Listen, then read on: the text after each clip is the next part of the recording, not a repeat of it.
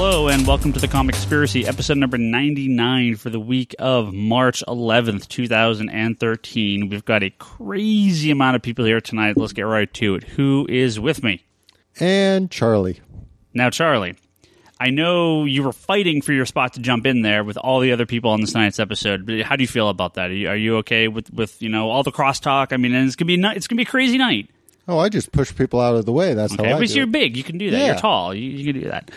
Nobody takes my mic. So no one's here. It's just me and Charlie. Brock is sick along with his whole family. Toby and Omar are at a basketball game, whatever that is. Something about balls in baskets, I guess. Bryce couldn't make it. Who the hell else is on this podcast? Our good friend Brandon, who was on a few episodes ago, he was going to come down. He couldn't make it. We got a Twitter guy, one of our listeners and guys that are always asking us questions. He's up in SF. He was going to come down. He missed a ferry getting off wherever he was. He can't make it. You asked your Infinite Longbox guys. They couldn't make it. So I've tried to record this podcast like 9 times, and something keeps screwing up and crashing. This is like our 3rd time trying to record the start of this episode. Like, just 99 is just something is preventing us from hitting that episode 100. Something monumental is going to happen where everything changes forever with episode 100 that we're having a hard time getting to it.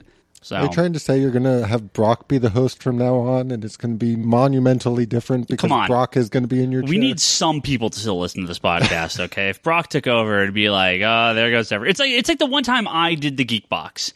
I think it was like our lowest episode ever. Okay, it's like no, you can't. You don't want the Brock of the podcast to take over the podcast because I'm the Brock of the Geek Box, and that's what happens. How else can you have a monumental shift that will just bring down everything? Dude, I'm telling you, man, something in the air today because I've been feeling some Marvel love this weekend. So maybe we're gonna start talking a lot more Marvel. Brock will be all pissed off, and yeah, just I don't know. We'll see what happens. Plus, next week is the final episodes of Green Lantern and Young Justice, so we're all going to be bummed. Yeah. Oh, God. I don't want to talk about that next week. We'll find something to talk about next week, but I don't want to talk about this. Maybe we will. We'll see. So, yeah, this is going to be a little bit of a different episode since it's just me and Charlie here tonight, but we'll hopefully have some stuff to talk about. And there has been a whole bunch of stuff going on. Charlie, you were at Emerald City Comic Con, so not this past weekend, but last week, or the weekend prior, so Yep. 2 weekends ago. But you weren't here last week. You had family stuff or kids to hang out with or whatever the hell you do when you're not reading comic books. How was the con? It was great. I kind of went for the exact opposite experience I had last year because last year I was sick as a dog. And you were super sick. Yeah, I was super sick, so I literally sat in panels the entire time since I couldn't really bring myself to walk great long distances that cons required. So sitting down in a panel was perfect for me last year. Yeah. This year, I went to very few panels. I only went to the DC Universe panel where they announced the Brother Lono 100 Bullets. Oh, yeah. Scott Snyder talked a little bit about it, what he was going to be doing with Batman, and they talked about the big finale of Swamp Thing a little bit with his. And I mean, it was a great panel. I definitely enjoyed seeing it there. And I mean, Jeff Lemire and Scott Snyder have a very kind of playful relationship where Scott kind of just sits there a little shy and Jeff Lemire keeps poking him. Well, I mean, those are the two big guys coming up at DC. So, I mean, Jeff Lemire, he's been getting a ton of work. Completely revamped Green Arrow, made it awesome. Oh, yeah. Obviously, their stuff on Swamp Thing and Animal Man have been fantastic. I mean, Scott Snyder is ruling the world with Batman right now. So, good times. Good time to be DC. And fan. I like that, I can't remember his full name because I always just think of him as Falkov because most of the time I Joshua Falkov, Yeah, Joshua Falkov was there. And I'm a big fan of his because of his iVampire run. It's most people sort of talk about Animal Man being like their thing that just came out of left field, and my mind was more open to Animal Man than it was to iVampire. When me too. Picked up iVampire, I expected to hate it. Now, I'm going to have to go back and look. I may have mentioned this a couple weeks ago when we were talking about iVampire ending. But if you go back and look at Comic Book Resources, they had this whole chart that was like, oh, which books are you interested in? Which one are you not interested in? Which one are you not going to pick up? Blah, blah, blah. And if I'm not mistaken, iVampire was the very lowest rated book on there by a not a large, not a small margin either. Like a lot of people were like, no interest in iVampire. And holy crap. Yeah. That book, Animal Man is amazing. Swamp Thing is amazing. But I expected those to be good. iVampire, completely out of left field. Completely. So. And outlasted, 20 other titles too. So. And I'm, as you said, very sad to see it ending, but that's also got me going, I'm going to read the entire thing again. I'm going to force as many people as I can to read the entire thing because it's a fantastic book. Yeah, so absolutely. it was actually sort of a treat that he was on the panel too, even though he didn't say too much. And then, of course, because he's going to be taking over the two Green Lantern Corps and Red Lanterns.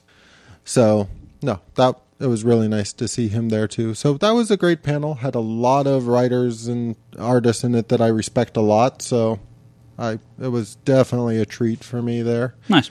And then the only other panel I went to was an ElfQuest panel. I just went to the tail end of it because Jess didn't go to Friday of the con, but he went to Saturday, and that was like that was the panel he was dying to go to because he's a huge ElfQuest fan. Jess, co-host on the Infinite Longbow. Yeah. So we got to the con. To get badges was like this huge line. So I just gave him my badge, took his ticket through the line so he could make it to that panel, and then we met up at that panel as it was ending. And that's the only time I was in a panel all weekend. Did you ever get into ElfQuest? I never did. It's one of those things I've known a lot of people over the years who have been into it. I kind of have always felt like if I gave it a real shot, I could probably get into it. But I never really got started. ElfQuest is one of those books, and you see these pop up from time to time. Cerebus was another one, where people are not necessarily fans of comics, but they're fans of ElfQuest. This is one of those books in the 80s that just got so many non-comic book readers to read non-superhero, non-traditional comic book readers in. ElfQuest was a book that just caught a lot of people off guard. But I don't know. I like fantasy, but it kind of falls into a realm of fantasy that I'm not really into. So, and besides the point that it's really hard to find the issues. I mean, their trades have been out of print, but now they're doing those digest size. Are those even available? I don't think there's any imprint ElfQuest right now, except for on their website. Because don't they have and it's all free on? It's all free, right? Yeah. So I'm assuming they should do stuff like Cerebus, the big phone books. Put them free on their site and then sell the print copies that way. Yeah. So. But what else did you do? So I'm assuming you spent a lot of time on the floor? Yeah. So what I did from there is I did my typical bargain hunting on the floor. Which you are good at. Yes. So I got some really nice stuff there. Like I got a oversized Doctor Who by Dave Gibbons, like the old classic Tom Baker. They had a nice oversized hardcover of that. So I found that really cheap. And I finally broke down and got the slipcase Avengers vs. X-Men. That is X-Men or JLA? JLA. JLA, yeah. The Absolute, right? Yeah, the Absolute slipcase that wasn't called Absolute. One of my favorites. Yeah. And the final reason why I think I broke down and got it finally is because I am convinced it will never be in print again at this point. Never. So, yeah, I just found a decent price for it and went, it's mine now. Because I think retail was like $75? Yeah. Did you pay $75 for it? I paid just a little under $75 because they wanted $75, and I kind of went, okay, well, I'll give you $150 for this stack of stuff. Yeah. No, that's a steal. Yeah. That's one of those ones you'll never see again. Yeah. So I was very, very happy with that. And then the rest of the time, I went and I talked to Jim Zub quite a bit. I went and I talked to Gail Simone a little bit, talked to Mark Waid a little bit, talked to Jeff Lemire a little bit when he was at the Top Shelf booth, which just weirded the crap out of me because... Well, he's Top Shelf published a lot of his indie work. So I know, but my brain doesn't connect him with indie work anymore. I'm so used to who's writing this book at DC. Yeah. It's Lemire because his name's appearing on a lot of good shit. Well, they just published Underwater Welder. Yeah. That's one of his indie books. That came out last year, maybe. Yeah, so pretty recent. He's still working on independent stuff, which is great. It's just, not to throw people into this is their category, but of course, it's really hard not for me to see him as a DC guy at this point. Just like now, yeah. And not to say that he can't support indie work. I'm glad he does indie work. He's only been working for DC for a short time. Yeah. Wasn't the first thing he did for them the Superboy series? Did he do anything prior to that? I can't remember. Not that I recall. I think he co-wrote and then took over Superboy after Jeff Johns left. So and that was right before New 52. So it was only a few issues. Yeah, but so 2 years maybe. So I talked to him a little bit over at Top Shelf, which was just weird because I kind of went over and went, "So what did you do for Top Shelf?" Yeah. But no, I wandered around. I talked to a lot of different artists. Talked to Dustin Nguyen a little bit. Cool. I finally got to ask my question to him just because for a while now, especially with the way certain people produce comics, I found it really weird that Paul Dini and Bruce Timm's names were not involved in the Batman Beyond stuff at all, considering how good those comics have been, how true to the show they've been. You're talking about the more recent ones? Yeah. Like since they brought it back with the Batman Beyond Hush, and then they went to the ongoing, and then they went to the digital first. I mean, they are constantly referencing back.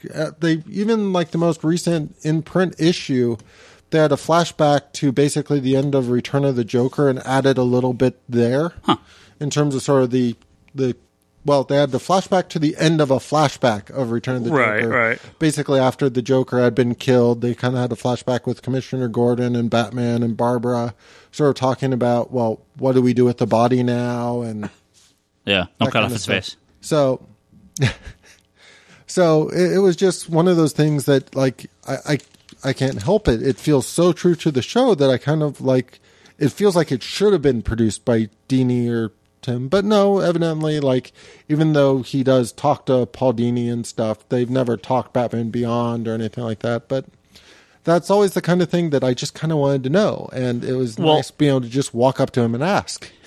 Would they have to say Batman Beyond was created by Bob Kane?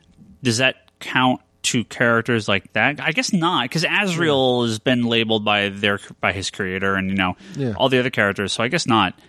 That's weird that they wouldn't credit them or have them involved in some fashion. Well, it especially weirded me out because Paul Dini was writing Zatanna when they brought back Batman Beyond. Right. And, I mean, Bruce Timm's been sort of a staple in Warner Brothers forever and therefore very accessible to DC. You mentioned Bruce Timm and this stuff, Paul Dini. I got to ask, have you been listening to Kevin Smith's Fat Man on Batman podcast? No, I haven't. It is fantastic. When this episode is over, stop listening to this podcast and go listen to Kevin Smith's Fat Man on Batman podcast if you have not listened to it yet. I haven't listened to all of them. I've listened to the first few. I've listened to the Jeff Johns one and the Grant Morrison one, and they are great. Because it's a podcast about Batman by Kevin Smith, and he's gotten Mark Hamill and nice. Adam West and a bunch of the comic creators, and it's really cool. It's a lot of fun. That's what happens when you're famous and know people. You can get these people to come to your house and record a podcast. It's great. Yeah. But I mean, bottom line is Emerald City at Comic-Con. If you want to go have any kind of FaceTime with Gail Simone, you have to look at these are signing times. Yeah, you're not going to get any FaceTime. But at Emerald City, she's just at a table when she's not in a panel or something. She's sitting at her table. Well, most cons that aren't San Diego Comic-Con, and even WonderCon the last year when it was in SF, like, it was a little hard to talk to some people. But enough of these smaller cons, and Emerald City is not small, but enough of these smaller quote-unquote cons are still there. You're probably not going to see these guys at New York Comic-Con, again, because that's so big. But there's a lot of regional cons that you should be able to get to meet these people and actually spend some time with them. Here's the thing that gets me, because I've done a lot of the cons directly in this area. And you're right. You have a couple of people who sort of show up as staples because they're kind of local to those cons. But the amount of talent that Emerald City seems to get. Well, a lot of them are in Portland and Seattle. So but to me, that's the thing that amazes me is it's not so much that, like, when I go to a lot of those smaller cons locally or something, I can go up for like one day, hit the few people I want to do, check out the sort of bargains and whatnot, and then I'm like bored, done, I can go home now. Right. I don't really have something that keeps me going for Friday, Saturday, Sunday the way Emerald City does, because there is so much talent there. There's so much bargains to look through. There's like, I would say huge. I would assume Emerald City is kind of like MegaCon and a few of the other ones that are their Comic-Con or their WonderCon without the movie stuff. Yes. Right? Because there's no movie and TV stuff there. It's mostly comics. They had a little bit last year. Okay. But I don't remember. Like, they've started to bring in... But it's not like WonderCon turned into. Because the last few years of WonderCon, and now that it's in LA, there's clearly... They're trying to be San Diego light. ECCC Yeah. is basically they've started to focus a little bit on, like, Patrick Stewart was there this year, Will Wheaton was there, George Takei was there last year. But they're not promoting the new, Jack and the Giant Slayer or anything like that. They're not trying to bring... They're basically bringing in geek icons to have panels and signings and that kind of stuff. Or like C2E2. I don't think C2E2 does the movie stuff either, but that's a big comic convention. Man, I would love to go. New York Comic Con and C2E2 are the two that I want to go, other than Emerald City and MegaCon. I think those are the four that I would love to see someday. Those are the four big ones now. Yeah. I mean, outside of WonderCon and San Diego, I mean, those are the four big ones. MegaCon, I mean, it's in Florida, but visit my dad. He's out there. Like, for me, all it really comes down to is... For the most part, I just want to go up to creators and say, hey, I love your work. Yeah. Keep it up. And that's enough for me for the most part. I don't... if I have a question, I'll ask it. But I... Sure.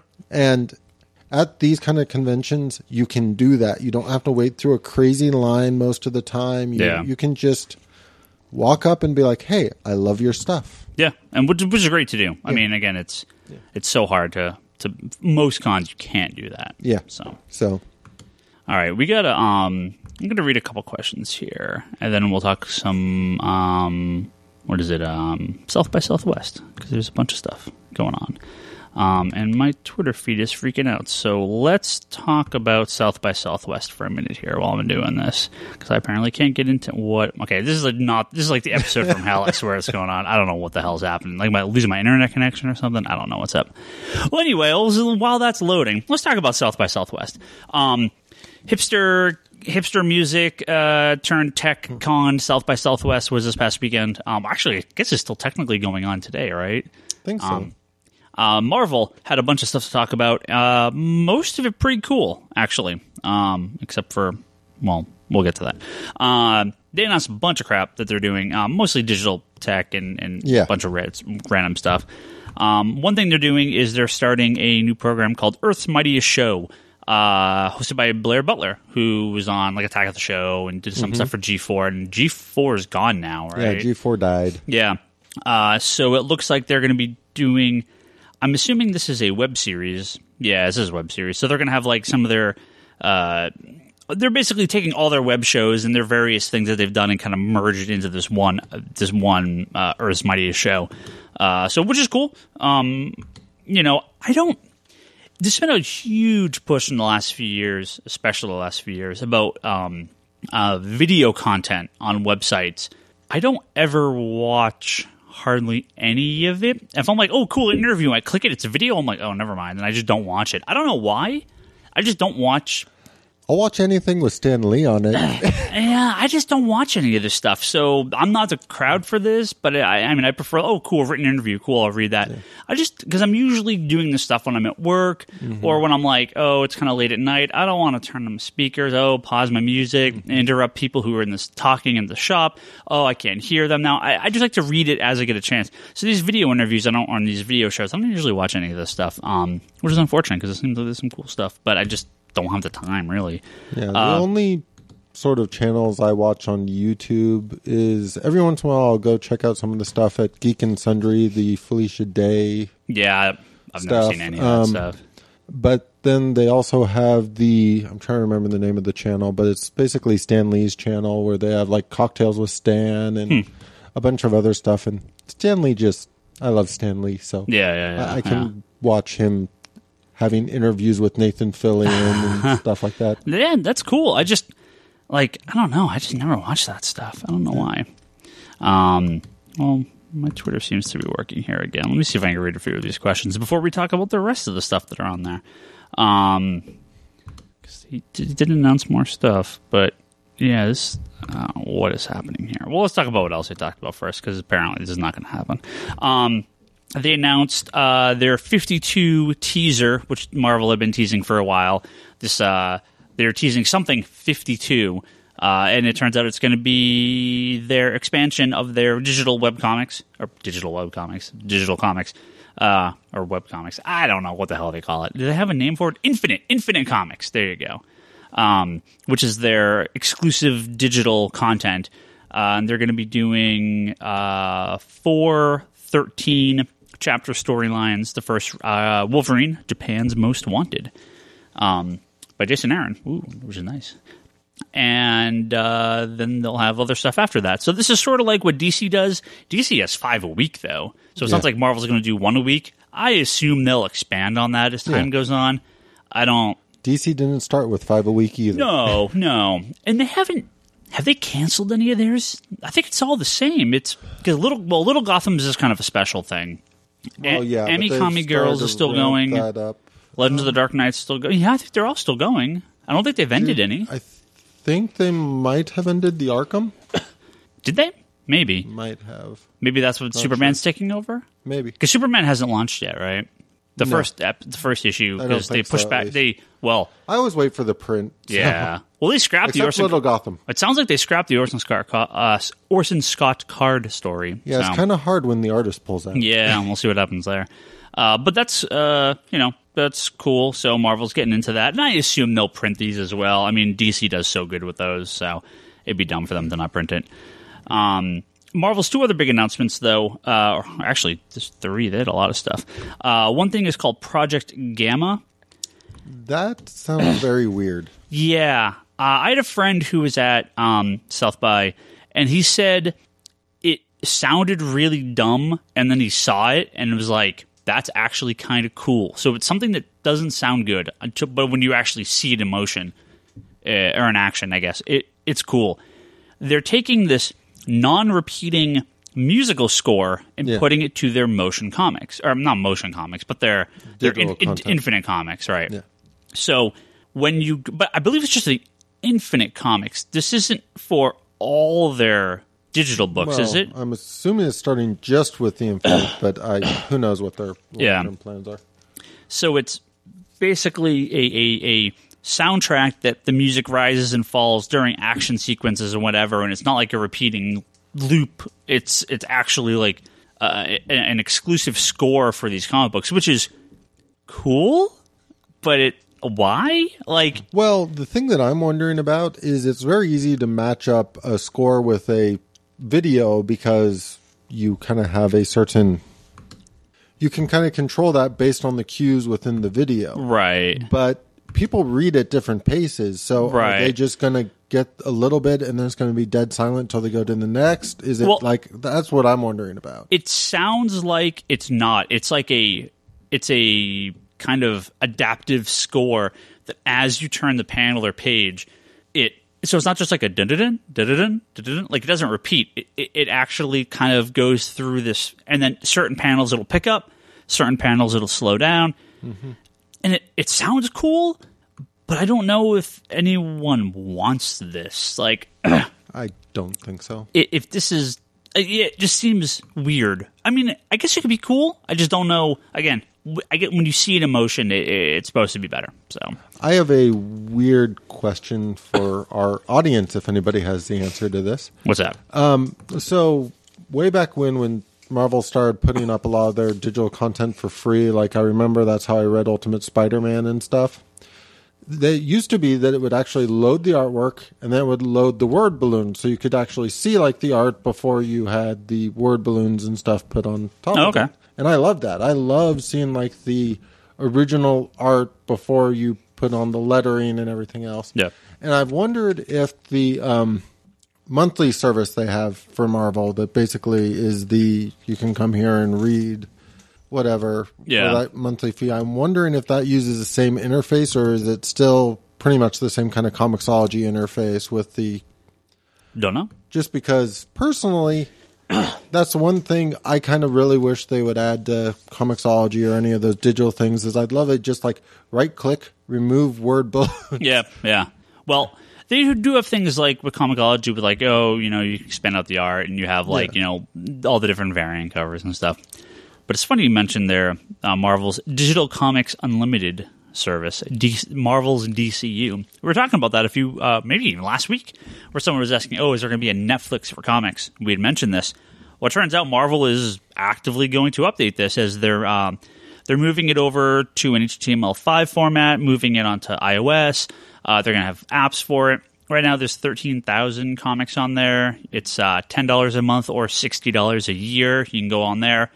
The problem, though, a lot of holes, lots of incomplete storylines, lots of stuff like, why is this not here? It's cool, I guess, for kind of reference, but I don't know if it's something really to read. And it's $60 a year. That's a lot of money. That's $5 a month. Yeah, but people pay more than that. Well, if they are actively going through, and it sounds like they are, and adding more and more and more, and it continues to stay mostly the same price, and if they're, but I know the DCU thing kind of lamed out for a while, and they weren't really updating it. Yeah. I wonder if they were. It was like, here's 10 this month. Like, that's not enough. Yeah. I mean, you can burn through most of the content you want in a month or two, let alone a year, of the stuff that you really want to read. Yeah. I know they said they're going to stay about 6 months behind print. Which is fine. Which is fine. And they're going to start adding in the Marvel Now stuff, so they're going to keep current. It's like you're reading a trade paperback and then progressing backwards as the new stuff comes out, and they will add every week or once or every month they'll add in the previous stuff. So that's cool if you're looking for hey, I just want to read a bunch of comics for 1 month. Boom, $10. Load up that app, read a shitload of Marvel comics, bunch of old stuff, bunch of new stuff. That's actually the thing I've been wondering about in terms of like the app and that kind of like Comixology. You can sort of download the comics to your tablet and then just take it with you. I'm assuming this is going to require a internet connection like this. There is a 6-issue offline mode, which is not enough. No. So if you're offline, you can download 6 comics like Spotify kind of has, like you can download music when you're in offline mode. 6 comics is a half an hour. Like, that's not even a flight from San Francisco to LA. Yeah. Like, no. You need 25 to 100 comics on that offline mode to make it worthwhile. Yeah. You're not taking a trip across the country. And, well, I guess a lot of these guys have Wi-Fi service in their planes now anyway. But you know what I mean. You're not. You need LA to New York, 6-hour flight. You need 50 comics on there. Yeah. Like, that's the only way that's going to be worthwhile. Yeah. Not worthwhile at 6 comics. However, the biggest news, and by the time you hear this, it'll be over, but it's not over. So we'll talk about this. Marvel said, by the way, we've had this Marvel 1 thing we've been kind of teasing here for a few months now, or for a few weeks now. And I believe I said it on the podcast that I knew exactly what it was going to be, and I was right. Marvel decided to give away 700 free issue number 1s through Comixology. So not every number 1 they've ever done. That's actually the thing that amused the crap out of me about the way this works out is like, I remember bitching that like Giant Size X-Men, like the end of the Joss Whedon thing had like a part 1 and a part 2. Yeah. So they have the Giant Size X-Men part 1 and part 2 up on like... do they? And like tons of like that one shot they did for like the... what's the one they're making the anime out of, the Big Team 6 or something yeah. That's up there, the one shot that's technically 6 issues. Right. Well, so they did all these number 1s, and includes annuals and specials and one-shots and issue 1s. There's like 110 X-Men number 1s on their list. The only problem is Comixology and Marvel, I don't think, realized, hey, let's download 700 free comics, multiply that by potentially thousands, if not a million or millions of users. And Comixology has been down since about noon on Sunday. And it's still down, and we're going on like 48 hours. So people have been able to get on periodically. Well, they pulled the Marvel sale. So a few hours ago, they pulled the Marvel sale completely. They said, we're going to take this off till we can get a way to figure this out. So if over the weekend you were trying to get on Comixology, I feel bad for Valiant, which I didn't know they were doing the sale because I couldn't get on. But they were having a big Harbinger War sale on there. Charlie, you had mentioned this to me before we started recording. So Comixology, hopefully by tomorrow on Tuesday, should be back up running normally, and then they'll roll this out, I'm assuming. The other thing is right now when they pulled it, they put up a link to basically put in your email So I don't know if they're going to do we're going to email these out a little bit at a time with a specific link so Maybe. they can stagger it. Or so if they're doing that, you may want to get in there and get your email registered. So because that may be how they stagger it. And I don't know. I tried to get in through our store, but I can't even tell if we can get in because it's like there's no clear. When I was able to load, there was no clear link to the sale or anything like that. So I mean, I don't. If you can get them through us, cool. Just because that shows them that people like to download through us. Digital.comicsconspiracy.biz. If it stays up long enough, I'll try and come up with a way to do a search. Yeah. You've been good at that. Yeah. Well, I was talking with Agent M over at Marvel, Ryan Pingrino. Is that pronounced his last name? A little bit. I know he's looking in, and Comixology themselves are looking into the Comixology retailer store finally being converted over to the iOS friendly version. So God willing, that happens in the next few months because, geez, it's been so long. It's been like almost 2 years, like a year and a half, where we've been on this shitty Flash version. Yeah. Like, they need to get that. Because the main Comixology site is fine. Like, it's good. Yeah. Search is good. Links are good. Has, like, the rotating ads and everything. Like, there's no reason we shouldn't be on it. I feel kind of pissing me off that we're still on that. But we'll get it. Well, what can I say? When they do that, I'm just going to be pissed off because I'm going to have to fix all my links. Well, yeah. I don't know exactly how that's going to happen. But yeah, a lot of crap going on with Marvel at South by Southwest, so some cool stuff. And I'm always excited when, the Infinite comic thing, I don't know how well that did for Marvel internally. I mean, we never saw an uptick from sales from it. I never had anyone really mention it. But I'm sure it did well for them enough, to put more focus into it, I guess. I guess the way I look at it is it sounds like they're actually putting their best foot forward, putting on some really good talent. Sure. And that kind of shows because... Well, doing what DC does with their digital every week, 99-cent comic, then go to print, that's better. The Infinite comic thing, to me, that still seems gimmicky. I didn't... The only time I know that stuff's ever made it into any kind of print was in the AVX hardcover. The big hardcover, right? Yeah. Right. They printed the Nova story, right? Yeah. So... Or at least part of it. Yeah, I wouldn't know how much of it's there and not there because I didn't read it. Yeah. But all right. I was able to get my Twitter up here. We got a bunch of questions here. Let's talk with some of these questions. We got some answers. This is from Heroes and Villains. They ask, the Age of Ultron is kind of a big deal. Oh, I should talk about Age of Ultron #1. But I feel like Marvel wasted too much time getting to it. How do you guys feel? Before the podcast, me and Charlie were talking about this. I actually really liked Age of Ultron #1. You didn't. Yeah. And is this part of the reason, why it took so long to get here? To me, it wasn't really a matter of how long it took to get here, even though, as Ryan and I talked about it a little bit, it's possible that I'm being a little more harsh because all the stuff that would have been considered build-up towards this happened so long ago. Yeah, like 2 years ago. I don't remember it well enough to say if there was proper build-up to this, but everything they've done with the Avengers specifically for me within Marvel over pretty much the past 7 years or so, I don't know. Since basically when Civil War ended and they started the Avengers Initiative, and that was one of our things when we were talking about everything they were doing in Avengers, is so we already have the initiative, so this didn't really feel like they were treading new ground by doing Avengers Unlimited, as I'll call it. But this whole idea of basically all these reserve Avengers, all these various Avengers teams, the fact that you already kind of have a history with Ultron, if you don't show me how the world went to hell, at this point I just don't see how Ultron posed a threat enough that he could break the world to the degree he did. Sure. As quickly as he did, because that's the one little piece that's sort of throwing my head is they make it seem like this happened overnight. Well, right. We don't know. I mean, I'm assuming, like Blackest Night, all sorts of crazy shit happens in the first issue. Second issue, here's the explanation. But all right. There was a build-up to Blackest Night. Exactly. Blackest Night built up over years of Green Lantern issues. I didn't pick up the first issue of Blackest Night going, what the fuck I'm throwing... I compare this more to Old Man Logan. Sure.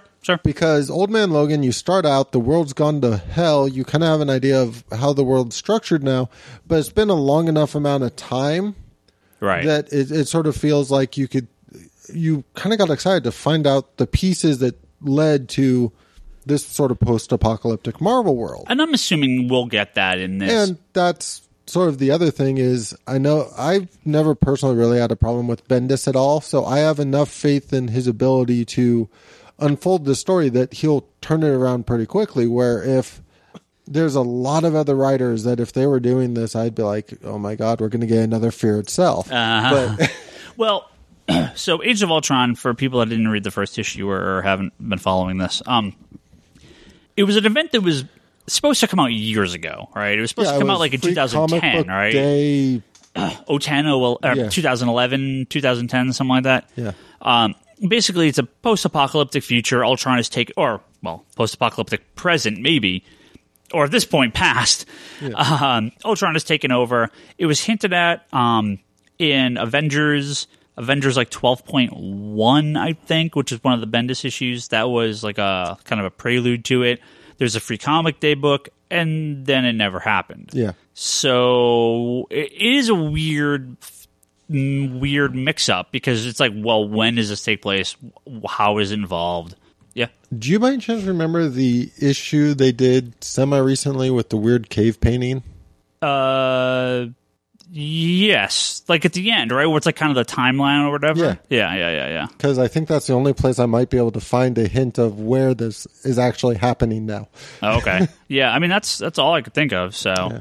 Yeah. I just think... that was one, right? Was that not issue 1? Or was that issue 12.1? One of those issues had that timeline. I think it was the one. timeline was somewhat... I don't even remember. Yeah, I think that was issue 1. I just remember it even mentioned like the past X-Men and stuff in the timeline there and stuff. Yeah. So this is something they have been building to for a while, but again, I think it was supposed to be out a while ago. Yeah. Well, they've gone and they've said, we're going to change it up, put it in the modern day, and apparently something big, super major is happening in the last issue 10, because Joe Quesada is drawing it, and like no one at Marvel is being allowed to know what happens at the end because they don't want leaks or anything weird. So like only a few people are involved in the end of the issue. So hopefully they're printing cool. it in house then. Yeah, exactly. It'll be online 2 weeks before anyway, so it doesn't matter. But no, I like this first issue. I mean, you're thrown into a world. The world's beat to hell. Everyone's messed up. You don't know what's going on. Hawkeye's running around just kicking some ass and trying to run away from this crazy Ultron army. And he runs into like the Owl and a bunch of random other characters. Well, Hammerhead. Was it Hammerhead? I can't remember who else was there, but it was a bunch of Z-list villains. Oh, no, I agree with you, Z-list villains. But that's he was the fun going part. There on purpose. It's not like he just... Sure, he was... Oops, I took a wrong turn. No, he was trying to rescue someone and get through all this stuff. But it's just, some great art. I love Ultron so much. He's one of my favorite characters. Oh, Ultron's a great character. Yeah, and this is just... Again, you're thrown into the middle of this world. Oh my God, what's going on? It's crazy. I don't know. I just liked it. So again... And the art is fantastic. Oh yeah, yeah. It's all from Hitch. Oh yeah, Brian Hitch. Yeah, so good. See, everybody's last names. Yeah. But did it take too long to get here to answer his question? Yes. Yeah, it did. Walzo, the serial kills on Twitter. He asks, "How are sales in Marvel now compared to New 52?" We've mentioned this a few times. If you're going number 1 to number 1, number ones. New 52 blew the ceiling off what we knew comics could sell today. Marvel now is more of a slow burn. They've released 2 or 3 issues a month, but slow burn, as it's a couple books a month. It's not all at once. The crappy DC books fell very fast. The crappy Marvel books fell very fast. The good DC books are at their highest levels in possibly decades. The highest Marvel books are at non-crossover highest levels. Some of them have been in many years. So there is not a one-to-one comparison. They are both very successful. Marvel now, I was very anxious of at first. I did not think it was going to do as good because of their slow burn approach, but that has worked really well. Some of the books, like All New X-Men, is selling for us twice what Uncanny was before, and then Uncanny comes out, and it's selling as much as Uncanny was prior. So that's, found money, basically. The Avengers books had kind of, at the end of Bendis' run, it kind kind of was going downhill. They weren't selling quite that many. Boom, Hickman comes up, double our numbers again, all right? Hawkeye's, doing good. It was a book I'm not a huge fan of, but we've seen our numbers grow on that, even though it's not part of the Marvel now. But it is. I was about to say that's. But it is as a because of what Marvel has done, right? Those numbers are going up. Yeah. But your Captain Marvels, again, your Journey in the Mysteries, these books are sinking like a rock. It's because it's just like the Hawks and Doves and Static Shocks. Okay. I like the Journey into Mystery. It's just, but not everything's going to sell. Not everything's a top seller. The FF books are not doing. That's actually kind of where I was curious, just because. Yes, there was definitely a burnout in the industry when it came to a lot of the X titles and to a lot of the Avengers titles. But Iron Man came off of a very successful run. Fantastic Four came off of a very successful run. Yeah. Captain America came off of a very successful run. Well, for us, Cap is almost in the exact same spot as when it ended. Cap didn't go up or down, really. I know it lost people, but it gained people. So Cap didn't really move much at all. Iron Man, I'm down about 25%, maybe 50%. I can see why. Iron Man tanked pretty hard. By issue 3, done. People didn't. It was not. I don't like it. I think they should not restart it, but move the creative team off. Iron Man's not working. You got him in Guardians. Cool. Guardians sold way more than I expected. Nova sold way more than I expected. So there's your focus. Fantastic Four. I was actually just going through my numbers for both of the FF titles. Up until about the last 6 issues, they were doing really good, but the FF stuff was on the decline at the very end, especially the FF title. Yeah. The new ones are selling approximately what they were selling at the end.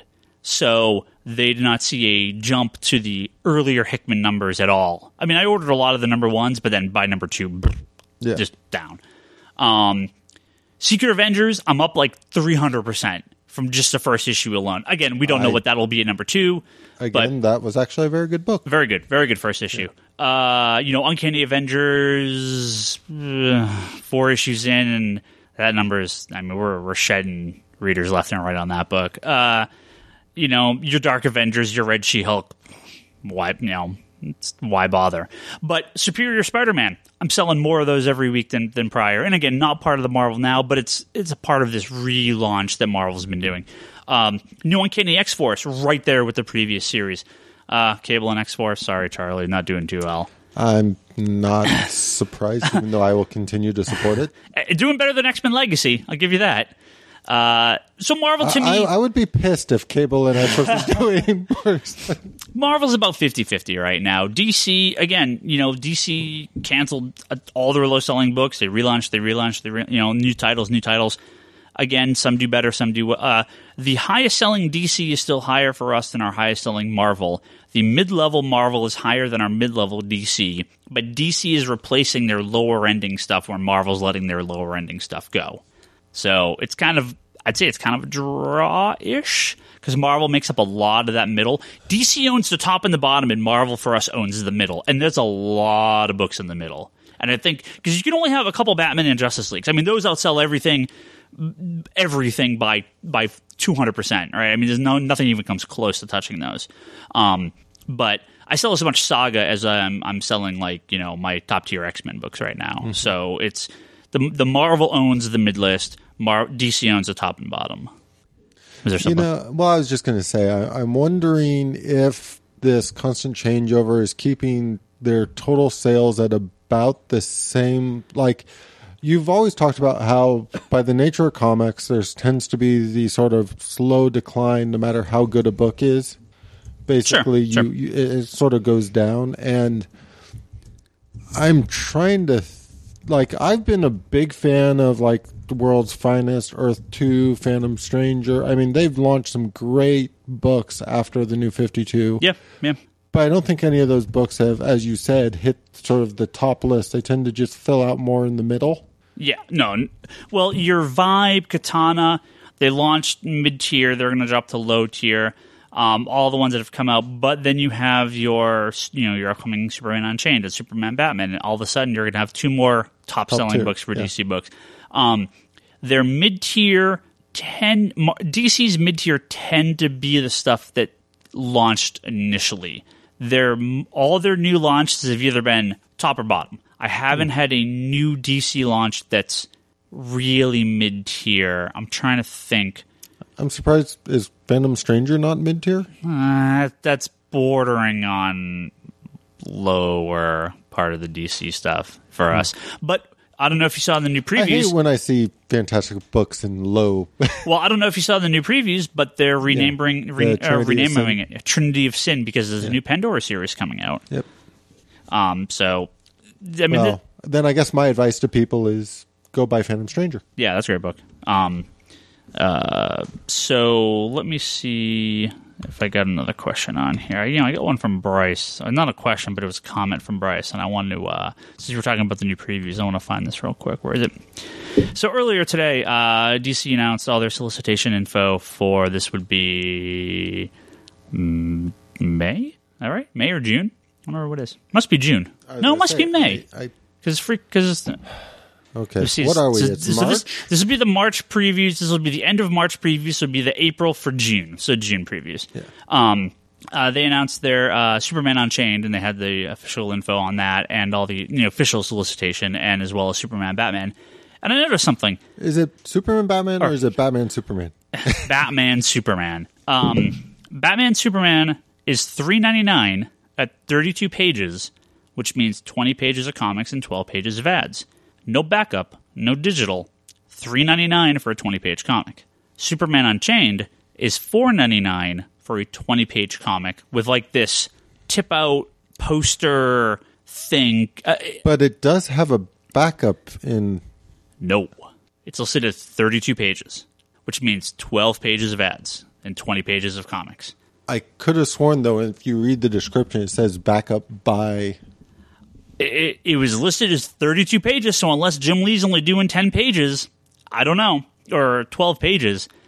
So this worries me that we are off the holding the line at $2.99 unless we have backup feature stuff. I mentioned it to my rep at DC this morning, and he was like, "Oh, I didn't even see that." So maybe a mistake, maybe something that'll be updated, maybe something else. I don't know. Bryce's comment was, "Oh, Marvel's terrible, so expensive. Oh, Superman's $5. Well, that's different because it's DC." And Bryce, I'm calling you out, baby. No, that's bullshit. If DC's taking that line off $2.99, they better come out and announce it because it's going to piss off a lot of people. I know a lot of people that are like, "Well, DC's doing the $2.99 books. I'll read them if they're $2.99." I know a lot of people like that. If they're coming off and they're going to launch them at $3.99, that's some problems. Yeah, the Superman Unchanged, while you say it does say 32 pages, it also says backup story art by Dustin Nugent. Yeah. I knew Dustin Nugent was doing stuff on it, but 32 pages means 20 pages of comic. Unless it's ad-free, I've never seen them. I mean, they could, but it's $4.99 because of like this poster thing that's coming with it, which is fine. But I expect number 2 will be 20 pages with $3.99. But we'll see. I don't know. I mean, I just don't know. It could be a mistake. And if it's a mistake, then awesome. The Superman Batman one, same thing though. 32 pages, no backup feature, none listed. At $3.99, that worries me. I want them to stop that. I agree it's worrisome, and I want the digital combo packs on this. Of course you do. Let me find one here. I got a few more questions I know I wanted to read here. Let's see. All right, here's one, Charlie. This is from Heroes and Villains, too. Let's read this. Man of Steel, Wolverine, Thor Dark World, Iron Man 3. Go. What's your order? Give me those 4. Okay, one more time. It's Superman, Man of Steel, the Wolverine, Iron Man 3, and Thor Dark World. Man of Steel, Thor, Iron Man, Wolverine for me. Okay. That's top to bottom. Yeah. Okay. Let me think. I mean, Superman's number 1. Yeah. There's no question. Here's the thing. I think Thor and Iron Man are going to be okay. I mean, not like they're going to be like okay, quote unquote. I think they're going to be great.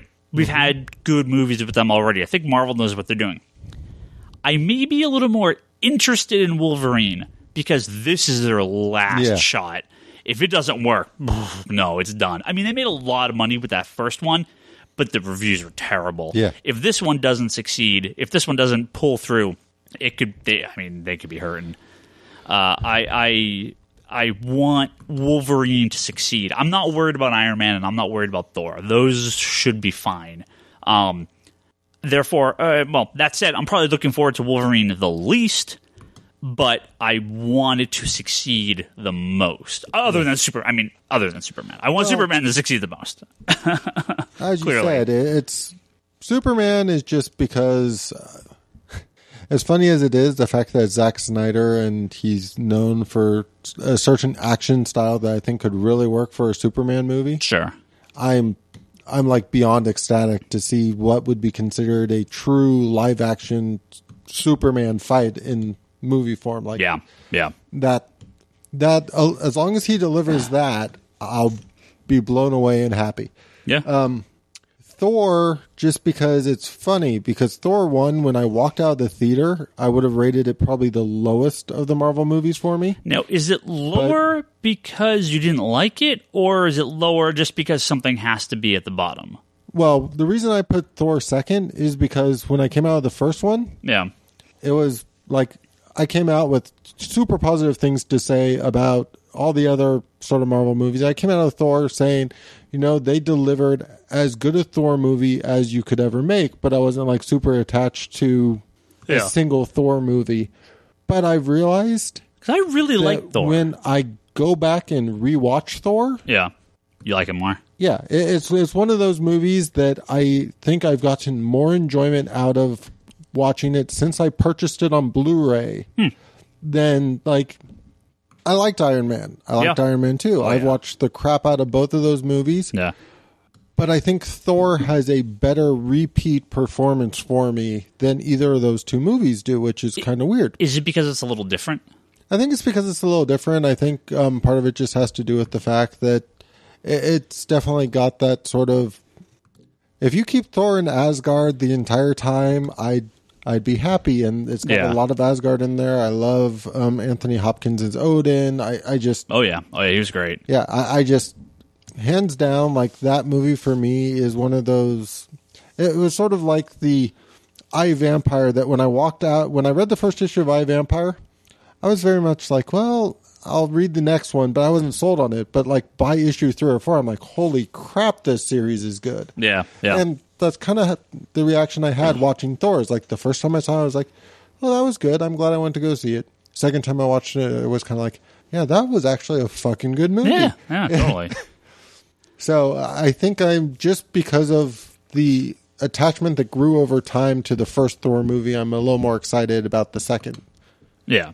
Well, I think, I'm trying to think, Superman, well, you know what? They all have something to prove, all four of those movies. Yeah. Superman, unfortunately, is going to be compared to Superman Returns, because that was the last time there was a Superman movie. Only go up. Or Green Lantern, because that's the most recent DC movie. I mean, the Batman stuff doesn't count. So Superman has a lot to prove. Wolverine, we've already talked about, has a lot to prove. Iron Man 2, despite making more money than friggin' anything, a lot of detractors, a lot of people on this podcast itself didn't like it. I don't understand. I thought Iron Man 2 was fantastic. It wasn't as good as the first, but it was a great movie. I think there are people who are like, oh, I didn't like 2. Why am I going to see 3? This is actually something that I don't understand about moviegoers. Yeah. When I walked out of like the Thomas Jane Punisher movie, I was satisfied with the movie. Everybody I talked to was satisfied with the movie. And then over time, everything shifted. I call this the Sam Raimi Spider-Man effect, okay? I never talked to a single person who hated the Sam Raimi Spider-Man movies when they came out. Now, I didn't know Toby. We'll leave Toby out of this conversation because apparently he's hated it from day one, but I don't buy it. Everyone loved that movie when it came out. Yet years go by, suddenly we get 3, and it's like, no, I hated them all the whole time. Bullshit. Yeah. Everyone loved that first Spider-Man movie when it came out. Everyone. Like, don't give me this crap that you hated it from day one, because no one did. I'm not talking comic guys and stuff like that. Everyone loved it. Oh, you're going to go in 10 years and be like, well, that Amazing Spider-Man movie sucked. And I'm like, okay, well, I'm the one guy that hated it, right? Everyone else loved it. But I guarantee you in 10 years, everyone's going to hate it. Like, the Iron Man 2 thing, when it came out, I mean, there were some people that were like, it wasn't as good as the first. But the level of hatred I see people have for that movie, it's like, what? Like, no. This movie was perfect. I don't understand it. Yeah. If Iron Man was an A, this was a B. A B is not bad. You can't be A or F. Like, there has to be a middle ground. Yeah. And Thor and Cap are the same way, too, where I, for the most part, everyone I talked to really like it. And then as time went on, I'm like, well, I don't like this. I don't like this. Maybe some of it just kind of takes time to sink in. I don't know. But I think people are fickle bastards. Like, they hear, the internet doesn't like it, so I have to change my opinion. Those movies are perfectly fine. You're wrong if you didn't like them. Sorry, guys. So I'm going to be an asshole. Twitter apparently decided to eat, 4 hours of tweets. So I don't know what the hell is going on. But I got one here that I can read. Not that this is a bad question. This is a good question. This is from Joshua. We set this up on Twitter here. He says, would you care if the Ultimate line ended? I feel like we've mentioned this fairly recently. I think it's time for the ultimate line to go. I think it's done. I think it's been done, but now I think it's really done. To me, it already did kind of end. It went with Ultimatum. It just I've held on as much as I can after Ultimatum, and I still need to get the Death of Peter Parker omnibus they did. But to me, every time I've kind of gone back to that, Ultimate X-Men, perfect example of something I loved when it started. Sure. But now I can hardly stomach because of what Kirkman did to it. But it's the same way I kind of feel about the Straczynski Spider-Man run. I love that run until the end. The Sins Past and everything, and then all. But I'm not gonna.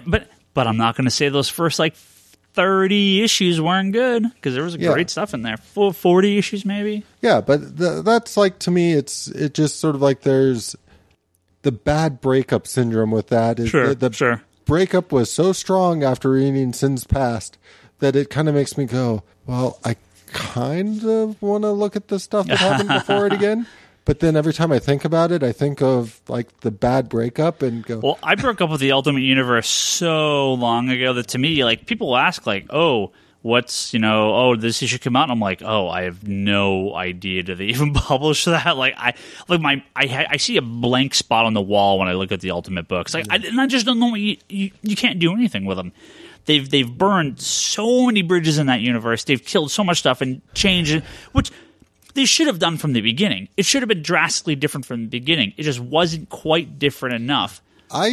So when they make it way more different, it's well, now you've kind of screwed the pooch. Why now? See, I'm still kind of angry about the Ultimate line. I can't help it. I am. And a large part of this is because when it started, it was my favorite thing about it was the idea of being able to retell some of these big classic stories, being able to redo the first interaction between Spider-Man and Doc Ock in a new modern flair, being able to retell stories like the death of Gwen Stacy, being able, I didn't even mind if they changed them a little bit as long as the impact was felt the same, and I think they did a good job with that for the most part. Sure. But then, as you said, they kind of went, no, we need to start telling new stories, we need to change this up, we need to do different things, this is a new universe, we can change what makes characters their characters. And Ultimate Spider-Man #1 came out, it was summer of 2000. I don't remember what month, but it was 2000. I'd been working here for a couple of years by that point, but we had just sold the store to the guy I ended up buying it from, Ken.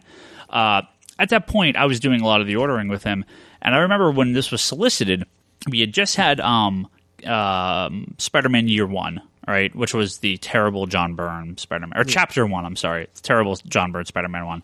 And Brian Michael Bendis at this point was not a name. I mean, he'd done a couple things, but it was okay, as a guy, he's Spider-Man's a kid, retelling the origin, we're going to put this with the kids' books, right? We got in 15 copies, maybe a #1, and I read it, and I was like, holy crap. No, wow, this is amazing. Like, Yeah. this is Spider-Man. Like, forget what's going on in the books. This is Spider-Man. So we went through and ordered a bunch more, and then all of a sudden, within a month or two, boom, it didn't hit.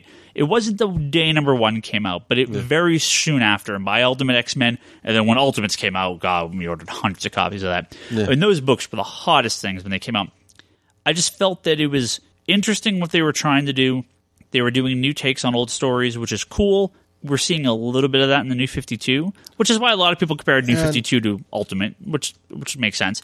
But they stuck a little too close. The things they did were different, but didn't make a whole lot of sense. And there wasn't the motivations, I think, of a lot of the books, especially X-Men and later Spider-Man, to me were sort of like, okay, you're getting kind of away from why we like these characters. And then with Ultimatum, as we've mentioned many times in this podcast, you're like, okay, well, now you completely killed everything, just, firebomb the entire universe.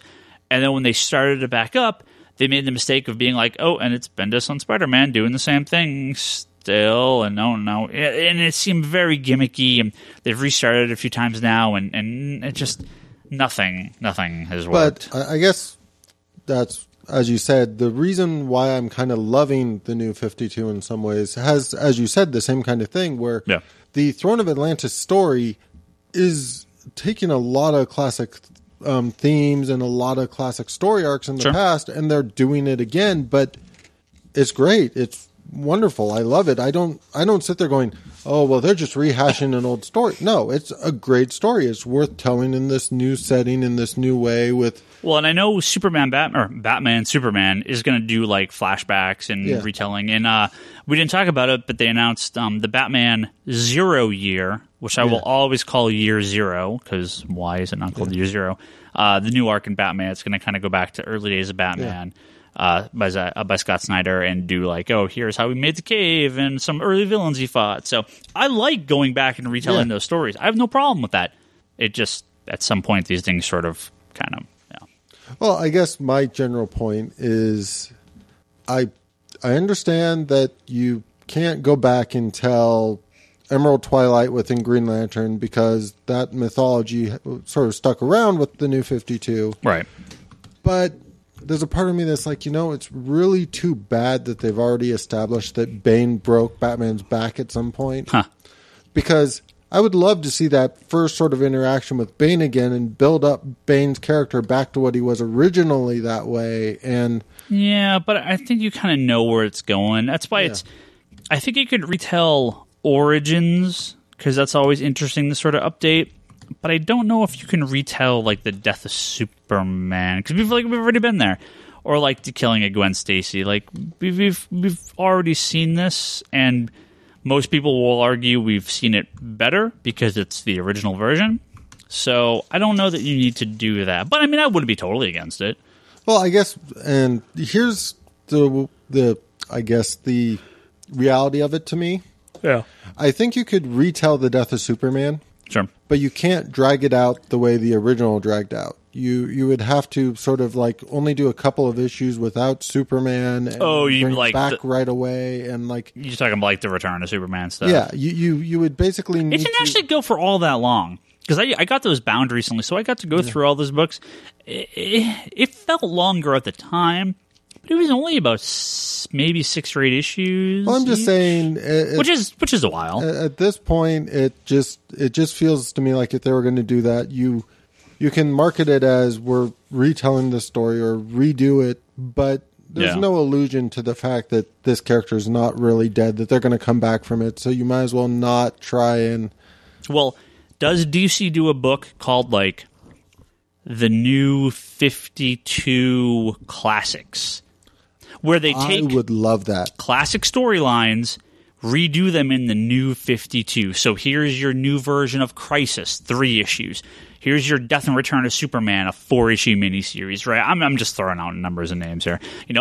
Here comes, like the Many Deaths of Robin issue 1-shot. Boom, you get rotating creative teams. Like, that sounds cool to me if they want to do that. If they did that, I would be so... Because that's one of my constant frustrations with, like, the New 52 is when you have some stuff there and some stuff not. Yeah. especially when you get into stuff like Brightest Day, where there's certain aspects there that I wouldn't want them to redo something that's that recent though. Like, well, but my point is right now, Brightest Day with the way it happened, yeah, could not have happened. Okay. In the New 52 because of the way they did Hawkman. There's no Hawk Girl. There's characters missing or wouldn't be involved in Brightest Day the way they were with their New 52 counterparts. Right. I'm not saying that I want like them to retell that entire story. All the Maxwell Lord stuff. But it would be really interesting if they did like this is the abridged history of this event of how it played out. Sure. Because to me, I want to know that information. I want to know, have they actually figured out some of this? Like, how do these events that you've acknowledged work when you don't have... Right. Well, maybe they will. I'll pitch it to them. So, there you go. All right. Despite only being two of us, we sure talk a lot. So we're going to go ahead and wrap this episode up. If you like this episode, Charlie, thank you for manning it out with me too. By the way, we can always talk shop here, so we could have this podcast going for like 4 hours every day. We just record ourselves on Wednesday, and that'll be like a 10-hour podcast. If you like this episode and you want to hear all our other episodes, you can go on iTunes, search for The Comic Conspiracy, or you can go on geekbox.net. We're on there. I updated all our links on comicsconspiracy.biz, so all those are current. Those are on there. Yeah, we're all over the place. Someone, I think, was trying to get us through some other feed. It wasn't Stitcher. It was something else, and I'm totally blanking what it was, but we weren't on there. So if you have any trouble, I would say just download from the site. I don't do our tech support stuff. That's all Ryan Scott over at the Geekbox, so I will bug him about that. Email thecomicconspiracy@geekbox.net. You send us some emails. We'll read them eventually. Twitter, I'm Ryan Higgins Ryan. You can always send me some questions. We talk about them on the podcast. I don't get to read everything, but I try to read what we can. Brock Sager is Brock Sager. Comics and Decline, that's Omar. Toby XI is Toby. Insanity and Chaos, that's Charlie.